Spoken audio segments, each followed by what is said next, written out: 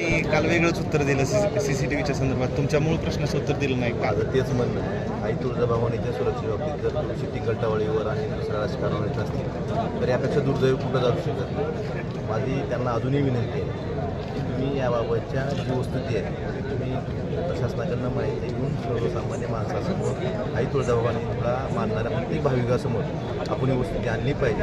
आई तुळजाभवानीच्या बाबतीत जर तुम्ही ऑपरेशन टायगर, चायनीज, जापनीज असे शब्द वापरून जर ते हसण्यावर विषय नेत असतात, टिंगलटावर येऊ शकत असतात तर त्यापेक्षा दुर्दैव कुठं जाऊ शकत नाही. मी याबाबत मुख्यमंत्र्यांकडे तक्रार करणार आहे आणि याबाबत मी विधानसभेत जे बोलतो त्याला अजून मला उत्तर आलेलं नाही. याबाबत विचारणा करणार. पालकमंत्री नियोजन समितीचे अध्यक्ष आहेत, त्यांनाच हे जर माहीत नसेल तर माहीत नाही का ते विषय त्यांना डायव्हर्ट करायचा आहे हा मूळ प्रश्न आहे.